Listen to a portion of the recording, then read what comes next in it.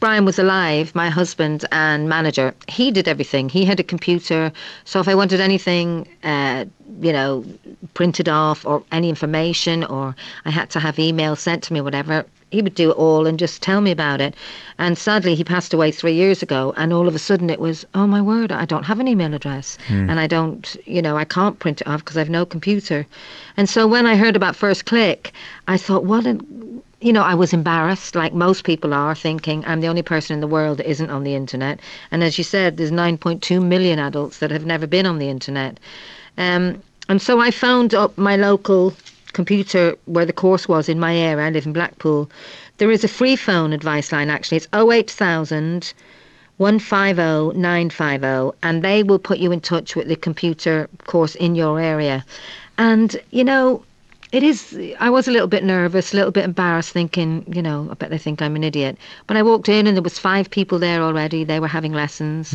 The lady that was teaching me was a novice herself last year, and now she's a volunteer and she just helps. And it's very basic stuff initially, what the keyboard is all about, what the different keys mean, how to use the mouse to open an email, get online. And I got a certificate at the end. Lovely. Can we just talk about you a little while? How are you doing, first of all? Because, it's been a tough few years for you, hasn't it? Yeah, it has. I'm fine. I'm going to be 5 years down the line from my breast cancer in next February.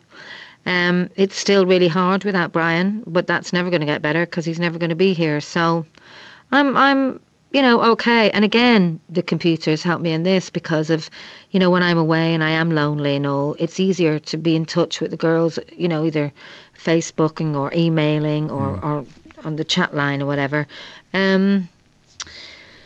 It's hard, Have your sisters helped you get through it? Because the one thing you have got is a sense of family.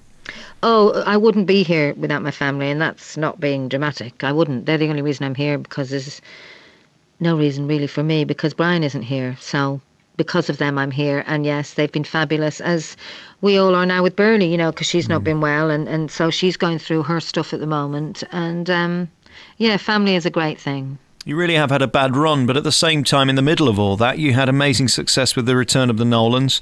I met you very recently in a hotel, and you were just about to go and do a show somewhere, and you were just full of life. That did give you some form of energy, didn't it?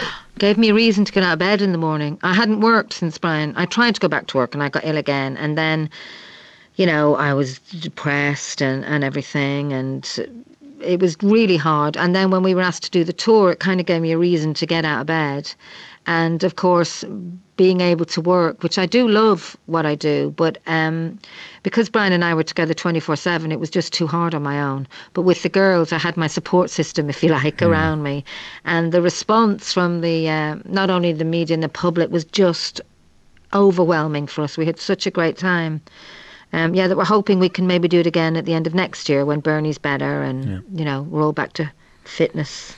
I'm not speaking behind people's backs. As you know, I love Colleen very much, and we know each other, we're not picking out curtains or anything, but as well as we can in show business.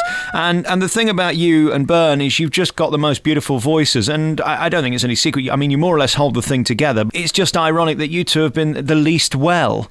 We need you back on form because we want you back on stage. Oh, thank you. You made my day now.